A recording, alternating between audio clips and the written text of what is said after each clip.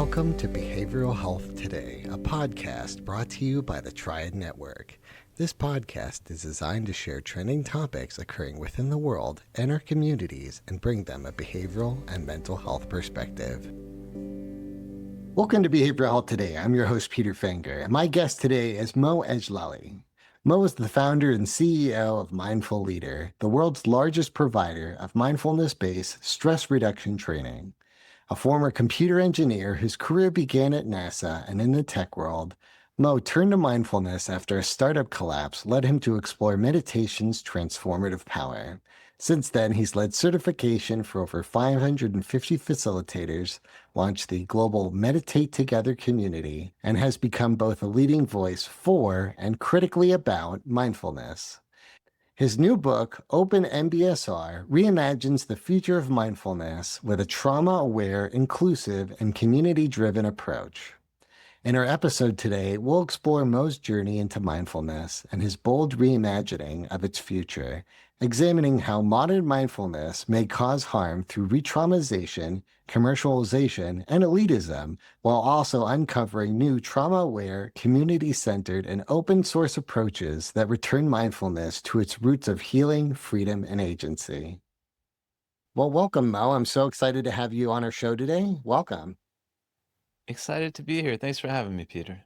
Yeah, likewise. I've had a lot of fun researching your platform, Mindful Leader, and I've also had some fun looking into your book, Open MBSR. So talk to me a little bit about this journey that you've had and maybe the turning point that brought you into this world of mindfulness. Sure thing. I think for me, I was one of these kind of hot shot.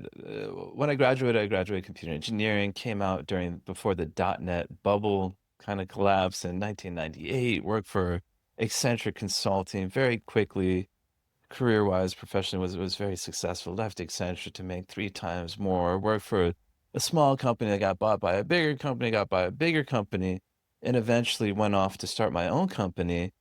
And this was in my like mid 20s, mid to late 20s. And the company, we had tremendous success, went from 0 to 30 people in 3 years, became a multi-million-dollar company, bootstrapped the whole thing. And then I was sort of this whiz kid, boy wonder in this niche field and thought I had everything figured out. I hired a business coach to help me be a better leader. He said my employees are like horses. One set will take you from point A to B. You could put them down to get a fresh set to go from point B to C. And I really embraced this kind of ruthless, sort of aggressive approach to business. And it seemed to be working on paper. And then the economy turned 2008, 2009. We were over leveraged. And I went from being a Microsoft poster boy, like a lot of the work we did was with Microsoft, and they literally had me on their posters across Washington, D.C. when they did a big event here. People were taking pictures and sending them to me saying, hey, I wrote the Metro with you today. From this poster boy, whiz kid, boy wonder, guy who financially I was more successful than the people in my peer group and from my neighborhood. And suddenly I got flipped upside down, got wiped out, lost everything just like that. And I had to ask myself, what's this all for? And in that journey, I was still acting in that real jerky kind of way. I don't know what language is okay to stay here. There's other words to describe this. I wasn't a very nice person. And I had the company to kind of justify acting like that, but when the company collapsed, I was still acting like that. And I asked myself, what's the whole point of this? Like, what am I doing? Who have I become? Like, I don't like this guy. Like, I wouldn't hang out with myself. And suddenly I went from, thinking I had all the answers to realizing that there's some things that I don't know. And it really opened me up to explore and to search. Yeah. Life finds a way for us to get an awakening. And it sounds like, maybe after the company, you had this opportunity to sort of reflect on yourself. We saw that again within COVID, right? We had this ton of time for folks to kind of sit with themselves or sit in silence and kind of reflect upon it. And that can be kind of difficult. But you turned your reflection into creating your platform. I know your platform, Mindful Leader, is #1 in MBSR training. You also have 300,000 community members. Share with our listeners more about your platform. Yes, and so I believe we've got a large following there. In our organization, Mindful Leader, we do offer multiple services, and so MBSR is one of them. It is the most scientifically researched mindfulness-based program out there, started by Professor John Kabat-Zinn at the University of Massachusetts in 1979. And so it was very early on, one of the pioneering frameworks around mindfulness that really led to its adaptation. John Kabat-Zinn was on Oprah like years ago and other things, and really kind of helped give a spotlight to mindfulness in this way that most people hadn't thought of it. And so we got involved with MBSR in February of 2020. We had this crazy idea of teaching things online using this weird thing called Zoom that most people hadn't heard of. And so our timing, quite honestly, making that shift and also being daring, like being willing to say, Right. hey, like, let's try this. Because a lot of people thought, said it wasn't a good idea and put it in more kind of frank terms. But we went ahead and tried it and very quickly found that there was a lot of folks out there, especially with the pandemic, that were looking Mhm. for ways to learn about this in different areas all around the world. And so we were able to reach a great many people. And Yeah. so we've got this wonderful MBSR program. We offer other things as well. We have a certified workplace mindfulness facilitator program. We've really been pioneers and leaders in the space of bringing these practices in a workplace setting. And you could imagine all the nuances and considerations when Mhm. suddenly you introduce something like this in a workplace. And we were very early on in that and highlighting the handful of organizations that were doing it. And then suddenly we've had this kind of groundswell. Our Mm. certification program has 550 alumni, including Headspace, Starbucks, the U.S. Army, Navy Federal, like all sorts of organizations, YMCA, across the board. And so we've seen some significant success there. And we offer a thing called Meditate Together that I'm really quite proud of. We just launched the app version. Before, this was just a loosely grouped together community of people who wanted to meditate with other human beings. And we had this global, wonderful group of folks, 24 hours a day, 5 days a week. We'd have a human being on Zoom ready to hold 20 minutes of silence for people to meditate and not be alone. And we launched that during Mm. the pandemic. Mm. And now we've taken that whole thing and built a custom Zoom-like interface with built-in meditations and friending and messaging one another and all these really wonderful kind of community center like features. We're calling it the first global mindfulness community center Yeah. to really emphasize what people will experience. Yeah, that is phenomenal, and sort of a nice legacy to this new life that you've crafted for yourself. Your journey from sort of your first business into this next one shows a lot of growth. And I know that this growth and reflection upon mindfulness has given you a chance to sort of reflect on mindfulness as a whole. And I know you've kind of put some of this thesis into your book, Open MBSR. And one of the things that I thought was very interesting is you're sort of taking this approach that mindfulness isn't broken, but something isn't working. So, talk to me a little bit about how mindfulness is being taught today and what parts of it might be actually doing more harm than good. Absolutely. And in my own journey, just to say it's ongoing. I'm still growing. I think there's always this danger in sort of thinking like, we figured it all out. I've learned that lesson. So I'm constantly growing. And really, in that process of running that organization, I was a pretty terrible person. And I realized that, hey, like there's other people that might think they need to act, behave, kind of lead a certain way that Mm. just don't know. Maybe they had a bad coach. And so there was an element of like, how can I right some of the suffering that I caused and hopefully catch others that might be on the same path to realize that, hey, you don't need to be a jerk to be successful and that, hey, there's other ways to go about this. And for me, these were like practices. These were things that you could do. I approach things from more of an atheistic, agnostic kind of lens, and I don't really subscribe to dogma or gurus. I find all that to be a little problematic, and I'll touch on that, but don't want to focus on that. And in this, I found here's a practice that an engineering kind of guy, scientific kind of guy like me could embrace, and that there's Mhm. steps and that you just do these things and then all of a sudden like the way that I perceive things and the way that I'm sort of my relationship with my mind is maybe is a Mm, good way to put it, started changing. mm. And the impact was exponential in ways that it started with me, and then it affected my relationships, affected Yes. how I approach everything. Yes. And that was early on, and so I got really excited about it. And then as I got more and more involved, I found the deeper I got into it, that there were just things that were odd and Mm, strange. And I'm kind of a pretty sometimes intense guy. I'll go all in. So when I got started, I did like a 10-day, 10-hour a day silent meditation retreat. I signed up for a year-long course, signed up for another year-long course, got involved with this organization, that organization, that, and just got my hands involved in so many things. And so I was able to sort of see and kind of hear the backroom conversations. And it was at a time this whole thing was emerging. And a mm, lot of the institutions that became kind of recognized and credible in this mindfulness space, like I kind of saw as they were emerging. And for me, when I got involved with mindfulness, there was always this sense, this promise, for lack of a different word, of a secular science evidence-based practice that is inclusive of everyone, mm, and that could be practiced in communal ways that would mm. create like a connection. So we're not only practicing this, but we're uniting and connecting with other human beings. And what I found and really started sort of uncovering about 6 years ago, like I had started looking around, and we host this big thing called the Mindful Leader Summit. I forgot to mention that too. It was one of Yes. the many things we do. Yeah. Great 4-day event, the intersection of science, leadership, and well-being. And what I noticed kind of looking out there was that there were critical voices and critiques of the field, but that they were silenced. There wasn't really a space, and there wasn't really a welcoming attitude towards debate. Debate is a Mm, dirty word in the mm, mindfulness field mm. for whatever reason. And so there wasn't really, and I tend to be a critical thinker, provocateur sometimes.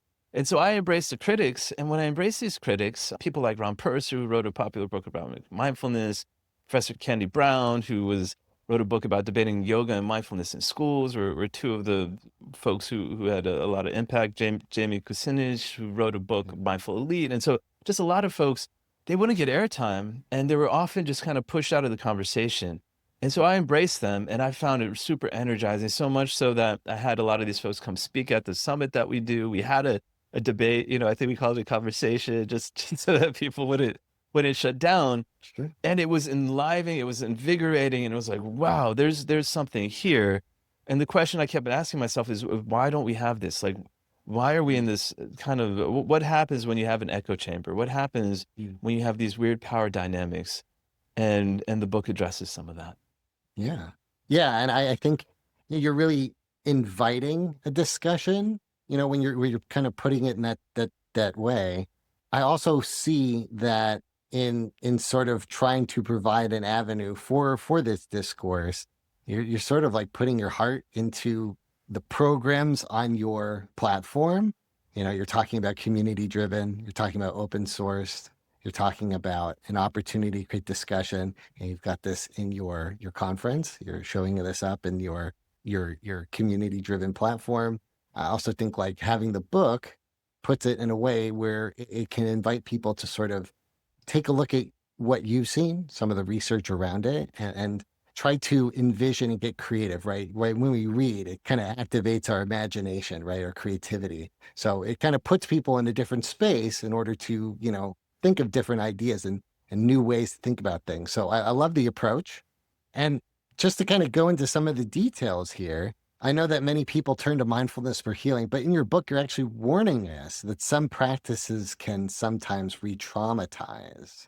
How does it happen? And what is sort of missing in some of these practices?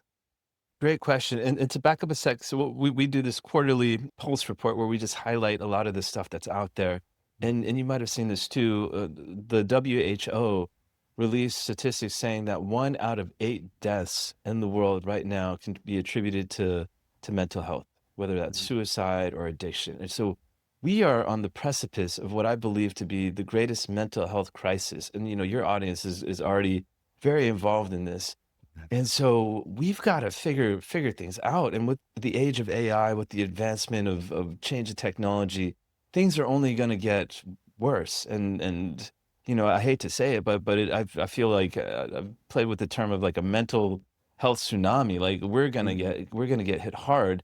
And with mindfulness, there is something genuinely extraordinary about this field. And the research has shown it. People who have done it have experienced it. And so there's a great deal of benefit.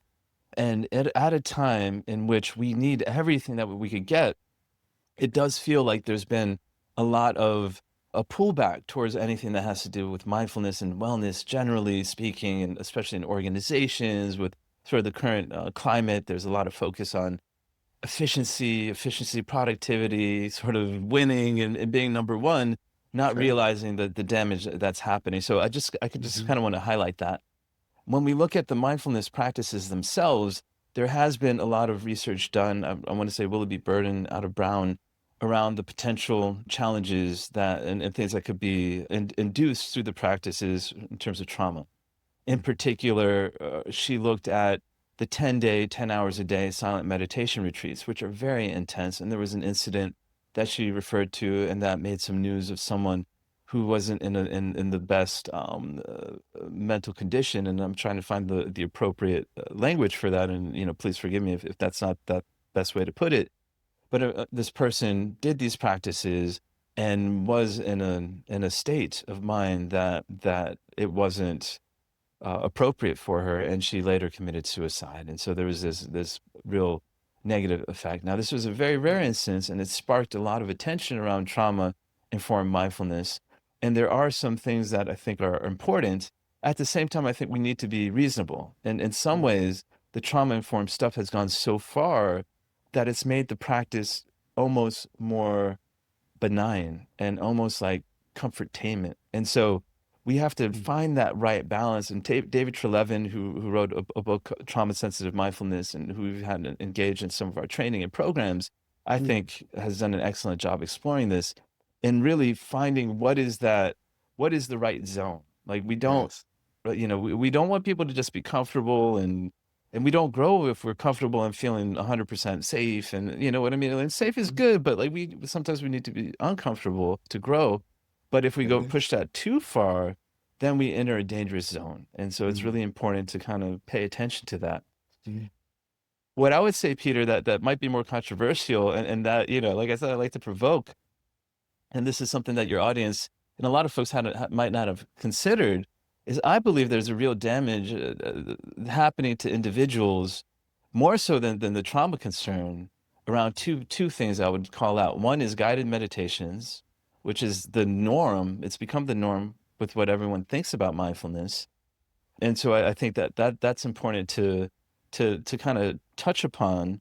And the other thing is this idea of like one-dimensional thinking, when people could start to believe in a certain way of being that the mindfulness field has encouraged, and when that's misunderstood, it could lead to emotional immaturity and real Mhm. potential damage. And I've experienced some of that myself.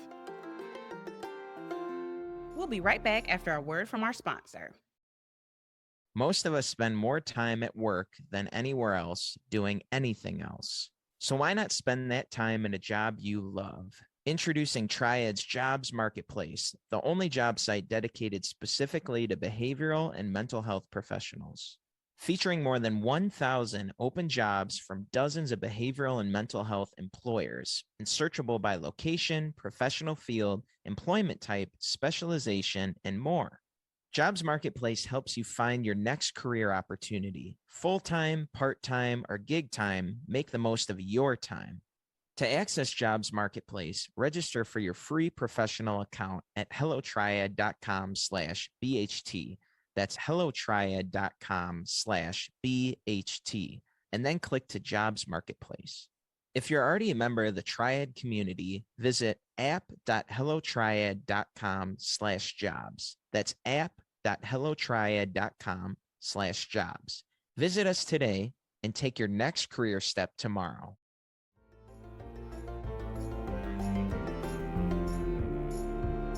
Yeah. Yeah, you're highlighting some really good points. To go back sort of to your early point about maybe redefining definitions of what trauma is Is one of the themes that we're seeing is overdiagnosis, and that can sort of lead to issues with identity.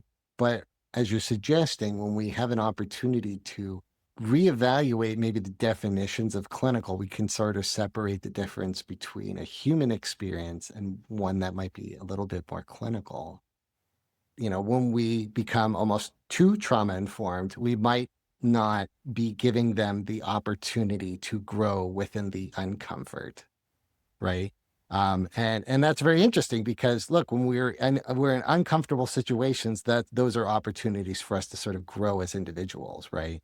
We need to embrace discomfort. I Mhm. mean, I want to even push it even a little further. Right. That we need to, just because I feel like we avoid it, and myself included. I don't want to sound preachy, like I do the same thing, right? So from my own experience as well, but everything's so darn comfortable for us, especially in the West and America, wealthy setup, and we've got all these ways to entertain ourselves and soothe ourselves, and Sure. for lack of a better word, get high in some sense. Maybe it's chemically, maybe it's listening to a guided meditation that blisses us out. Maybe it's watching YouTube, mention out, you know what I mean? So there's all these things and so much comfort that I believe it's important for us to embrace a little bit of discomfort. Jonathan Haidt wrote the book, The Coddling of the American Mind. His work right now is super popular. His latest book. But if you go back and look at this idea, it's like, man, there is a psychological detriment to individuals if they believe that there's sort of a supposed comfort in life, Mhm. and they don't Right. embrace the difficulty and embrace the discomfort. Sure. Yeah. I mean, and some of the tools, that you're offering folks right now, and again, going back to your sort of community-driven open platform for folks to meditate together, is the ability to sit in silence. That can be very difficult for some folks. And I think by engaging that in a community, we not only can feel accountable to others, we realize that when we do hard things together, it can be easier. No, Peter, if I could pick up on that, the idea that for me is really fascinating is real simple. It's easier to do hard things together. And so if there's like we have to sprint up a mountain and I got to do it on my own, I'm gonna go, oh, this is gonna suck and I can't do it. And then say you're next to me and I look at you like, Peter, can we do this? You're like, yeah, we can do it. I'm like, all right, man, I'm gonna do it. You're gonna do it. Yeah. And then we kind of suffer together, but we get to the top and then we have this connection where it's like we're high-fiving, like we suffered together and we bond, right? And so we have a loneliness epidemic that the former Surgeon General has been talking about for over a decade. We're Right. looking for ways to bond, but we're in this situation where everything's so comforting. And so a lot of the Mhm. guided meditations right now, and they're built this way, are meant to hook you to keep listening to these guided meditations. Mm. Some of the most popular platforms out there publicly, and it just makes sense, they pay the content providers more for making sticky meditations where people just come back and consume and consume. Mm. And I get it. And in a capitalistic world, like there is this desire to kind of hook people and kind of keep them there. Right. But for mindfulness, that's not, we believe that, it's almost like we're giving people the wrong impression. Like people are Yes. wearing floaties and thinking that they're Sure. really practicing. We're not And what, equipping them with the right tools. well, we're not teaching them. We're not teaching We're them not to teaching. meditate on Yeah. their own. Mm. And for me, like, and you can tell, like, I'm very passionate about this stuff because there's so much extraordinary potential in the promise of mindfulness. And we veered so way off that it's like and at a time when humanity needs this kind of stuff more than ever, Mm. what my hopes is to kind of get people thinking to kind of steer things back. And so a guided meditation should teach someone to guide themselves, simply Mm. put. Like Yeah. you shouldn't need it forever. And that's what we do on Meditate Together. We have guided meditations, but we start by saying this guided meditation is to help you learn to guide yourself. We don't want to create an attachment or some sort of hook where, you have to have our voice in your head to think you're meditating. Right. Right. Yeah. Yeah. And again, to sort of your point about recognizing maybe a hierarchical process to some guided meditations, that's the antidote there, right? Community driven tools to teach them to meditate themselves. Exactly, because when you do that, there's no bottleneck, right? Like Right. there aren't barriers. Like it's super accessible, and it could, for lack of a better word, it could scale. Like it could expand without Yes. dependency on, say, certain celebrity guru types that Right. could only do so much or what have you. Right. Right. So you're touching on a little bit of commercialization, right? With sort of sticky guided meditations. You're talking a little bit about hierarchy. One of the things that you're sort of discussing in the book is this idea of Buddhist entanglement. I know you touched a little bit on one-dimensional teachings in mindfulness, but talk to me a little bit about how you view or how you're seeing sort of this Buddhist entanglement and what's sort of the antidote around that. Great question. And just a clarification, so it's really one-dimensional thinking, which is very Mm-hmm. natural for us, where we tend to think black and white. And it's very natural. And when you have all these algorithms that are just polarizing the crap out of us, right? We're just super polarized. We have to make an effort to always balance things out. And the solution to one-dimensional thinking is two-dimensional thinking. And just a very quick example, often in the mindfulness field, there's this idea of like, do nothing, don't judge, right? If you try to operate that way in this world, you're gonna be in great, great danger. Like if you do nothing and a car is coming to hit you, well, guess what? Like you're in trouble. Like meditation isn't gonna save you. In a time in the world where we need to be active, we need to share our voices, we need to unite around the causes that we care about, we need to do something, right? And so just a simple example, like you could, at times do nothing, at times do something. That you could let go, but at the same time still hold on to the things that are important. And so, and then probably the simplest example, especially in the medical mental health field, is this idea of like you could change and you could accept yourself, right? They're two opposite ideas. Both And can so really exist. important to hold both of them for the maximal kind of maturity, emotional maturity. And in the mindfulness field, often people just have this like do nothing, let go, never judge, and they turn into these walking zombies. And it's really dangerous to think and operate that way. And again, a lot of what I'm sharing is from my own personal experience. I've had moments where this one-dimensional thinking has made things a lot more challenging than they need to be. Mm. And moving on to the Buddhist entanglement, it isn't a big secret that a lot of the mindfulness programs today have had origins and have been very heavily influenced by Buddhism. A lot of the programs and the teacher training and a lot of these things were started by people who were either Buddhist or had been very heavily influenced by Buddhism. And I understand that. And I have a lot of Buddhist friends. I've been active in different Buddhist organizations myself, kind of trying things out and getting a good feel for it. And the issue isn't so much that there has been this Buddhist influence. The issue is that it started as a bandage. There was no mindfulness field. So if you wanted to deepen your practice, where were you going to go? The Buddhist retreats and the Buddhist teachers, like there was nowhere else to go. And so that's where people went. And that's where I went. Like that's where a lot of folks went. Like there's nothing wrong with that. And so you had this influence, but that was then. And now, fast forward now, there still is this real weird, blurry relationship between secular mindfulness, which is what I'm excited about, which is really inclusive of everyone, and the Buddhism in ways in which a lot of the initial kind of tangling up never got addressed.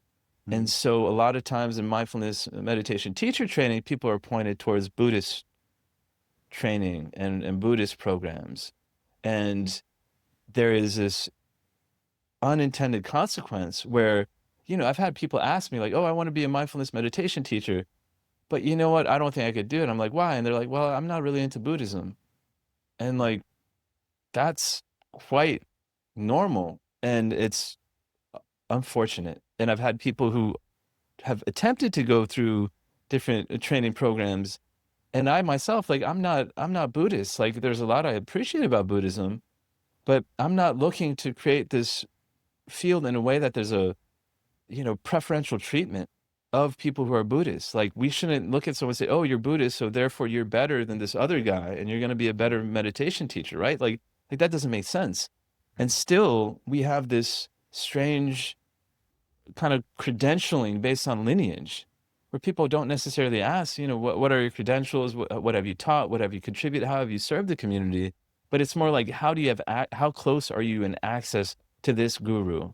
And there's this term like transference, where teachers are sort of made out to kind of have this aura. And there's some truth to just poise and that, but there's this overemphasis that you have to embody, and through transference, you're kind of the center to affect folks. And so on multiple levels, it's creating a field in which you have a lot of this, and sometimes abuse. Like, people have spiritual connection and power, right? And so if I'm your Buddhist teacher, you're going to open up to me in deep, profound ways. And in the Buddhist tradition, often the teachers and leaders would work off of donation, because you're opening yourself, I'm going to open myself up. Now what we have is, on Sunday, I'm a Buddhist teacher, and you open yourself up. On Monday, I come back to you and say, hey, I have this $10,000 mindfulness course that I'd like you to sign up for. And we have this connection because of that strong spiritual bound, that you're like, oh, like, of course, yeah, why wouldn't I do it? And so there's this abusiveness of it too, that for me gets really disturbing. And so that's just, there's more obviously in the book about this, but just to give you sort of on the surface, like this Buddhist entanglement. And Peter, if I may, like the solution is so ridiculously simple. And for me, it's the changing of a concept. Right now, we're recontextualizing Buddhism. Teachers are taught, do not use Buddhist language, believe in these concepts, just turn around and use different language. And so we're recontextualizing. What I'm advocating for is derivation. When you derive, you branch away. And I make the argument that Buddhism itself was derived from Vedic traditions, Hinduism and other influences. It created its own path and said, hey, we're no longer this, we're branching off to become something new. And mindfulness simply needs to do the same thing. Like, we need to really, it's hard because it's so baked in and it's so entrenched. But if we don't address this, I think, the potential of this work won't reach the folks who could benefit from it the most. Yeah, I mean, again, I'd love your perspective of, the real goal of this is really for it to be universally accessible and for everybody to have the tools to do it themselves. What you're recognizing is that, when we call out maybe some of these Buddhist entanglement, you're recognizing that there's a barrier of access. You're recognizing that there's a hierarchy scale to it. And you're trying to recognize that what has been done in the past, we can do again. And by us to derive into something different, we can make it even more accessible, right? Which is the ultimate goal. Yes. And just to play off of that, like, it's not inclusive. Yes. Like, it's just not inclusive. And so that's a major problem. It's deceptive. People won't trust us. And when you have a breakdown in trust, like, then things kind of fall apart. And it's very hard to unify people together around a shared kind of common cause or belief or approach when we can't recognize the origins and respect them and appreciate them, but at the same time say, hey, that's what, Buddhism's cool. Like, there's a lot of benefit there, but what we're doing is not Buddhism. It's pulling from Buddhism, but it's evolving to become its own thing with its own contributors, its own institutions, and its own approaches. Yeah. And that's, again, even going back to sort of the pitfalls that you're seeing with one-dimensional thinking.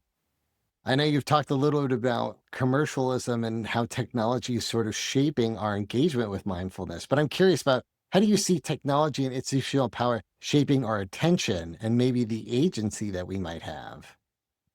Yes. And when we look at the kind of big winners in the mindfulness space, you've got Calm, you've got Headspace, you've got these kind of big organizations. And then you have kind of like the celebrity gurus that have these like massive followings and these cult-like devotees. And my background is technology, and I think technology could be extraordinarily helpful and useful. However, the incentives often for these organizations isn't the same as where my focus is. The incentive is to keep people subscribed, keep people kind of hooked, to kind of really develop almost a dependency of sorts. Now, I don't want to be a hypocrite. We've got a platform that competes with Calm and Headspace, Meditate Together. But the difference is our meditations are meant to help people meditate on their own. And for us, the hook, for lack of a better word, is the community. And so we're creating a community center, and there's obviously costs that are associated with that. And so instead of being hooked to me and my voice and, I don't know, Matthew McConaughey or Brad Pitt, we're hooked to each other and we're transparent about that. And so for me, it feels like, there are these commercial pressures and this capitalistic system, and I have mixed feelings about that. But at the same time, how can we navigate that best and align it with what we're trying to do in a way that we're able to provide something that's valuable, but that doesn't feel potentially like it might take away from the whole purpose of what we're trying to achieve. Yeah. And again, I see that within your platform, right? Meditate Together. I was able to create my own account. I was able to go on, and really it's a platform where folks can sort of drop in onto a meditation. It is not, maybe leadership based as some of the guided meditations that you're suggesting. It is accessible to everybody. There was no paywall or anything like that. You really are in sort of this focus and sort of this alignment of trying to make it accessible for everybody and giving them the tools to do it themselves. You have created a platform where it's kind of within that same heart, right? You are trying to make it accessible. There's no barrier to entry. It's not really a hierarchical system attached to it.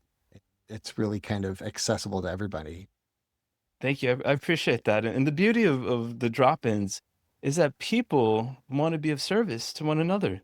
And so it's just a way to give them an opportunity to further their engagement, further their commitment. Like, they're looking for ways. We've just got an incredible community, but the problem is that it's so top down that the potential and the beauty of the whole community sometimes isn't truly allowed to blossom. Yeah. You're really kind of talking about maybe this transparency, right? I want to sort of ask you, as you think about your platform and its open source to mindfulness, what do you think is the future of this? Yeah, so already, to my delight, and I kind of called this in the book, there are some legacy institutions that are more powerful than I am, and and I don't want to name names, but like really established, strong institutions that have often been involved with MBSR. And a month after my book came out, they're using the language of open source and they're using the language of community centric. Now, in the book, I call this out too. I'm like, the second, legacy power is threatened, first they're going to kind of ignore and be like, okay, whatever. And then they're going to kind of adopt and start speaking the language to kind of look like they're doing what we need to, while not really changing anything, kind of clinging on to power and legacy. And so already the books have an impact, which is exciting to me. Idea of open source is essentially that there is a non-proprietariness to the teachings. And almost the Buddhist tradition, like this is kind of a Buddhist idea, like the teachings are offered for free. And so, but also it happened in the tech world, where in the tech world, where I come from, there was this idea of like, hey, like, let's not charge for software. Like, let's make it available to everyone. And in the tech world, I feel like we've figured out how to unleash human potential in ways that we've never done ever in human history. Like, and tech's got problems. Like, there's techno-feudalism, monopolistic things, like all sorts of things, mental health abuses that are being driven by technology that need to be addressed. And so I don't want to ignore any of that. At the same time, like, if you look at technology, not only itself, but the way that people build it, there's something amazing that's being done. Like, no industry has ever figured out how to create, innovate, and advance using collective human intelligence in this way ever in history, I would argue. Okay. And so we're just borrowing an idea. It's like, and maybe borrowing back an idea. Like, you could claim it, Buddhism had this idea too. The teaching should be free. Tech has this idea around open source. And what happens when you open this whole thing up, first, like, there's, there's less shadows, right? There's always going to be stuff, but there's less shadows. It's more clear and everyone could see it. Everyone could contribute to it. Everyone could build off of it. And it's freely accessible. And that's the idea. Like, can we move more and more towards a place that we create this extraordinary resilience where the community itself is also shepherding and helping develop and evolve the teachings which it's practicing, which is the opposite of dogma, right? It's like instead of having the higher power kind of come down and say, these are the beliefs, boom, like this is it. It's almost more like we're taking a constitutional American Revolution kind of approach to this. Like we need to organize as human beings and be clear about human dynamics in ways where we're not fooling ourselves. And at the same time, create these mechanisms to adopt and evolve with sort of a real solid core. Yeah. Yeah, we are living kind of in an interesting time where we see technology as evolving in a rate and making an impact on our own mental health to where, it's really increasing our own isolation, right? This is a time for us to re-engage with ourselves. We can think of maybe like early man and they had lots of time to be out in nature, right?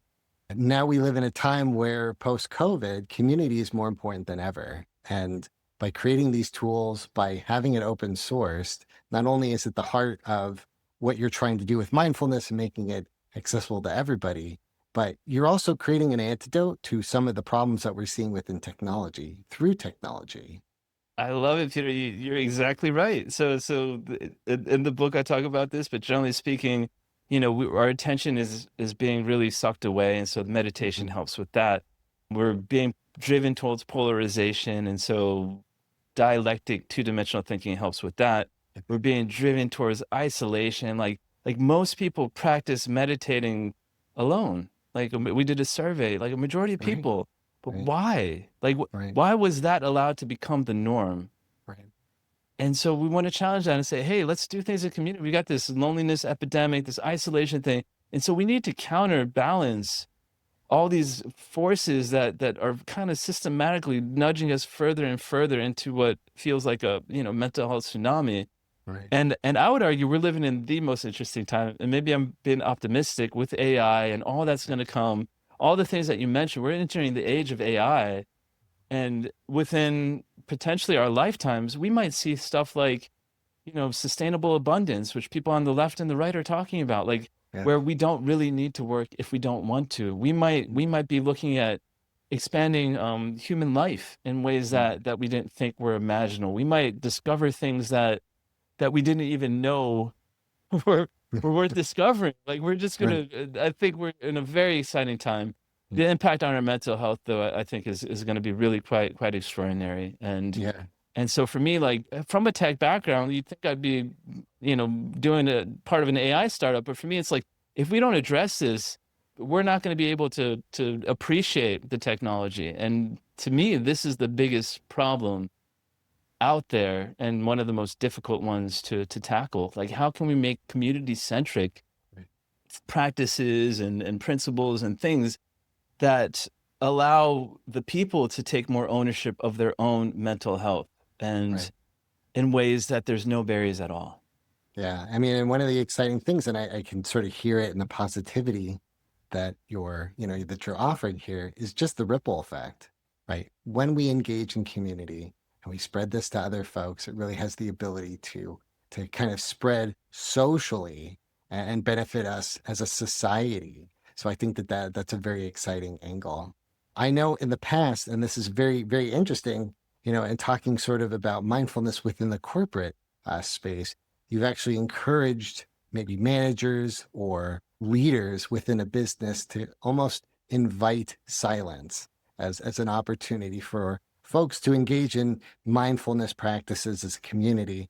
To kind of even more detail, you've actually invited, let's sit 20 minutes in silence, and for everyone to just kind of sit there, create a space where there's not a ton of a judgment around it, right? If we need to shift around or do what we need to do within that, but make that space for silence and hold it for 20 minutes. But I'm also curious for those that might be looking for a good place to start with some of these practices that you've outlined. What might you recommend as maybe a good starting place?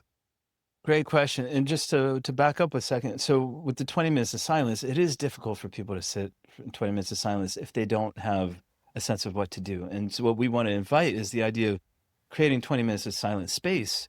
And if you have the meditations that people work for them, then that's okay. But instead of kind of prescribing, like, hey, you need to listen to this, let people do their own thing. Right. Ideally, I would encourage people to check out the kind of meditations that we're putting out on Meditate Together that teach you how to meditate on your own so that people could progress towards that silence. Now, we have to recognize not everyone's at the same place, but we want to bring everyone together. And that to me is the most important thing. Like, let's have 20 minutes of silence. You could practice what works for you. I'll practice what works for me. And so that way, even though we're practicing different things, at least we're doing it together and we're growing together and we have that connection. Yes, and creating that space for it as well. Exactly. The space for the bond is often overlooked, I feel like, because again, like everything's so solo and subscribe and just keep listening to this thing on your own and have like Matthew McConaughey in your head, like all sorts of stuff happening. But so on the other side, I like Matthew McConaughey, just to be clear. He's good. Like, I have nothing against him. He wrote a really good book too called Green Light, I want to say, that I found fascinating. But I'm just picking on him because everyone knows him.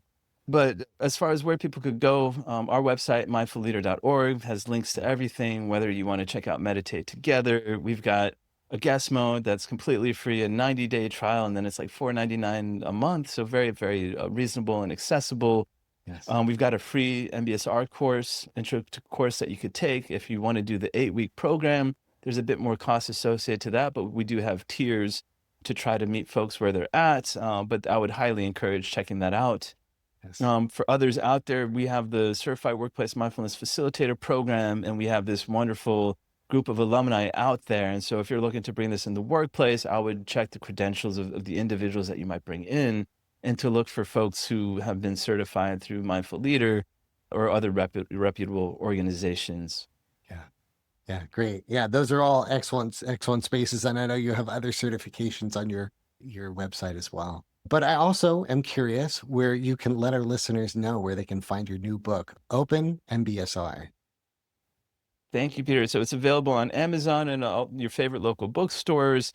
If you just Google Open MBSR, it'll take you to our landing page. OpenMBSR.com is one option, but if you just Google, I think you'll find it. On our landing page, OpenMBSR.com, we do have a free chapter. So if you're just curious to kind of feel it out, you can go there, you put in an email, and then it'll give you the free chapter. Well, I'm hoping our listeners' table sort of get a sense of not only just what's inside of your book, but what's also inside of your heart and the platform that you've created. So, Mo, I'm very appreciative for your time today. Thank you very much for coming on our show. I had a great time, Peter. Thank you for having me. And thank you to our listeners for taking the time to join us. You can follow us on our social media at Instagram, TikTok, LinkedIn, YouTube, and more at Behavioral Health Today. If you like our show, please give us 5 stars and leave us a review. As always, the resources for this episode and an archive of all of our other episodes can be found on our webpage at triadhq.com/BHT. And we look forward to having you back with us next time on Behavioral Health Today. We appreciate all the support from our community, and if you like our show, one of the best ways you can support it is by giving us a 5-star rating and leaving a review. Behavioral Health Today is a podcast part of the Triad Behavioral Health Network, all rights reserved.